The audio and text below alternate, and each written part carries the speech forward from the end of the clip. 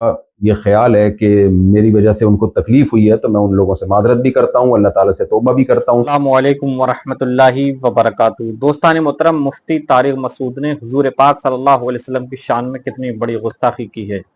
میرے عزیز دوستو، 2-4 دن سے سوشل میڈیا پر اس کی ویڈیو بہت وائرل ہو رہی ہے اور بہت سارے لوگ اس پر طرح طرح کے کمنٹ کر رہے ہیں۔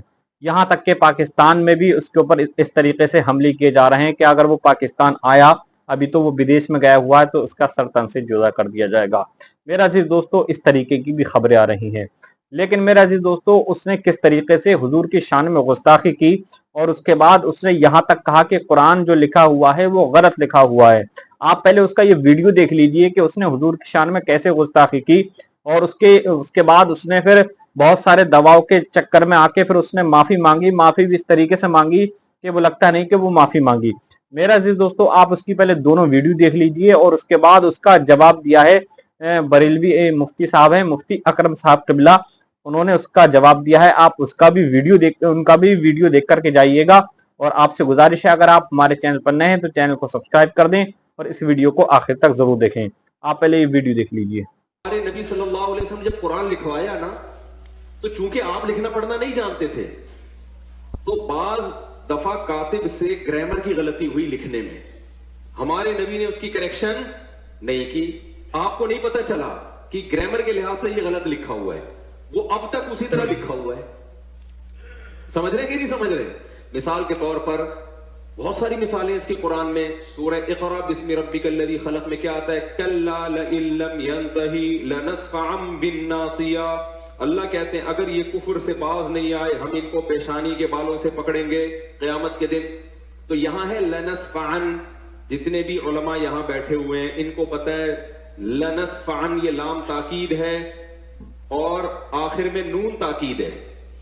یہ الف کے ساتھ لکھنا گرامر کے لحاظ سے غلط، کیونکہ تنوین ناؤن پہ آتی ہے، سینٹنس پہ یا فعل پہ تنوین کبھی بھی نہیں ہے۔ مفتی اکرم صاحب قبلہ کی بھی ویڈیو دیکھ لیجئے، جنہوں نے اس کے گستاخی جو کی ہے اس کے بارے میں کیا کہا ہے انہوں نے، اور کس طریقے سے اس نے گستاخی کی۔ آپ یہ پورا ویڈیو ضرور دیکھیں۔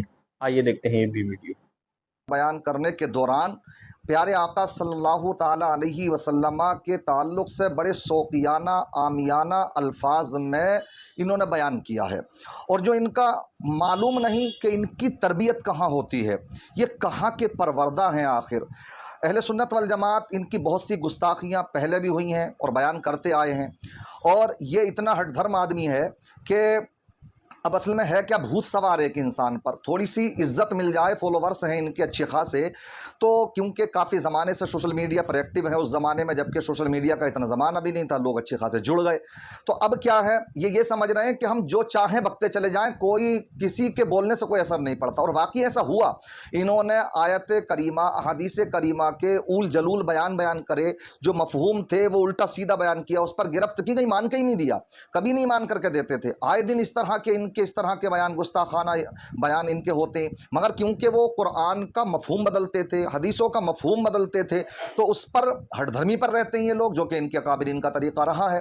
مگر یہاں معاملہ جب یہ ہوا کہ قرآن کے اوپر ہی جو الفاظ ہیں قرآن کے، ان کے اوپر ہی اس نے اٹیک کیا، اور اس پر جب مار اس کے اپنے اکابرین کی بھی پڑی، انہوں نے بھی کہا کہ ہاں یہ غلطی ہے، تو بڑی مشکل سے سوشل میڈیا پر آ کر کے ایک چھوٹی سی ویڈیو انہوں نے بنوائی، اور بنوا کر کے اس کو جو ہے پھر اپنے لوگوں سے اپنے معافی مانگتا، اور وہ بھی معافی نہیں ہے بلکہ اپنی صفائی ہے۔ معافی تو یہ ہوتی کہ اس کو یہ کہتا یہ انسان کہ مجھ سے یہاں واقعی غلطی ہوئی ہے، نہیں بلکہ کرے تعبیر میں ہو سکتا ہے، بیان کرنے میں مجھ سے کچھ چوک ہو گئی ہو، سمجھ رہے ہیں؟ یہ حالات اب بھی کس طرح انداز میں انہوں نے قرآن کے تعلق سے بیان کیا کہ آقا کریم، اور ایک دو گستاخی نہیں اس میں، بلکہ گستاخیوں کا پلندہ ہے۔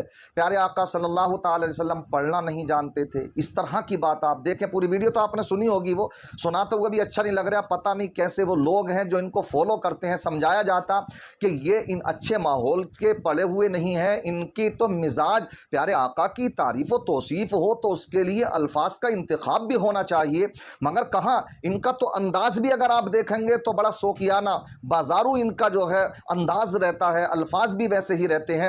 انہوں نے قرآن کریم کی جو آیت کریمہ ہے سورہ علق کی، لنسفعا بالناصیہ، تو لنسفعا بالناصیہ میں اہل علم جانتے ہیں شروع میں لام تاکید ہے، آخر میں جو تنوین ہے جس کو تنوین کہا جا رہا ہے، یہ نون تنوین نہیں بلکہ یہ نون خفیفہ ہے، لیکن یہ تنوین کی شکل میں لکھا جاتا ہے، اس کا بھی ایک اصول ہے۔ اصول کیا ہے؟ آپ اگر کتابیں دیکھیں، بہت سے علماء کرام نے اس وقت میں بیان بھی کیے، بڑے وضاحتی بیان کیے، اس کے تعلق سے بڑی تفصیل بیان فرمائی ہے۔ ڈاکٹر اشرف جلالی صاحب کا بیان دیکھ سکتے ہیں آپ۔ وہ کہتے ہیں کہ ایک ہوتا ہے گا وقف اور ایک ہوتا ہے گا حکم وقف۔ حکم وقف، حکم وقف کا مطلب یہ ہوتا ہے کہ الوصل علی نیت الوقف، رکھنا وصل ہے لیکن وقف کی نیت پر، وقف کی نیت رہتی ہے۔ تو ایسے مقام پر نون خفیفہ کو تنوین کی شکل میں لکھا جاتا ہے۔ تو یہ گرامر کے لحاظ سے غلط نہیں، گرامر پہلے ہے یا قرآن پہلے، یہ بتائیں، قرآن پہلے ہے یا گرامر؟ اور یہ گرامر جو ہے یہ قرآن سے پیدا ہے یا قرآن گرامر سے پیدا، یہ بتائیں۔ آپ یہ دیکھیں، ان اندھوں سے کوئی یہ پوچھے، ارے یہ سب اجمیوں کے لیے نحو و صرف بنائے گئے قاعدے تاکہ ہم اجمی سمجھ سکیں عربی زبان کو، باقی تو قرآن اور حدیث ہی سے تو اہل عرب کی زبان کو دیکھ کر کے ہی تو گرامر وجود میں آئی ہے، یہ علم بعد میں ہی تو وجود میں آئے ہیں، یہ تو بدعت ہیں، بدعت حسنہ میں سے ہیں، اور تو اس کو لے کر کے قرآن کو غلط ٹھہرا رہا۔ یہ دیکھیں آپ، یہ ان کے علم ہیں، یہ حالات ہیں ان کے۔ اور دوسرے کے پیارے آقا پڑھے لکھے نہیں تھے، کیسی دریدہ ذہنی ہے، کیا دل ہوگا ان کا، رونا آتا واقعی سن کر کے کہ کلیجہ منہ کو آتا کہ آخر کس طرح کا ان کے دلوں میں کلیجہ ہوگا، کیسا دل ہوگا وہ کہ ان الفاظ کو یہ اپنی زبان سے ادا کر رہے ہیں۔ آقا پڑھنا لکھنا نہیں جانتے تھے، وحی آتی صحابہ کرام کے سامنے جو کاتبین وحی تھے، آقا ان کو بلاتے لکھواتے، ان سے غلطی ہو گئی اور آقا کو بھی پتہ نہ لگا۔ تو یہ جو بول رہا ہے آقا کو پتہ نہ لگ سکا اور یہ غلطی 100% چلی آئی آج تک، انہیں آ کے پتہ لگا، یہ کر رہے ہیں آج آگا، اب اس میں سنشودن ہوگا قرآن میں ان کے کہنے کے مطابق، سمجھ رہے ہیں آپ؟ جبکہ آپ یہ دیکھیے یہ کیوں بولی جا رہی ہے بولی، آخر کبھی کوئی سنی عالم اس طرح کی بولی کیوں نہیں بولتا؟ گستاخیاں انہی کی طرف سے کیوں ہوتی ہیں؟ کبھی مولانا جمیل صاحب کا، مولانا جمیل ہے تو ان کا ایک پروردہ تھا، وہ حضرت عائشہ کی شان میں گستاخی کر رہا تھا، آخر انہی کی طرف سے یہ کبھی صحابہ کی شان میں گستاخی، کبھی نبی کی شان میں گستاخی، پھر بعد میں رجوع ہوتے ہیں۔ آخر یہ کیوں؟ اس کی وجہ یہ ہے کہ پڑھایا یہ جاتا ہے کہ نبی جانتے ہی نہیں ہیں کچھ، سمجھ رہے ہیں، نبی کچھ، آقا کو علم غیب نہیں۔ تو یہ اس تربیت کا اثر ہے جو گاہے بگاہے نظر آتا ہے۔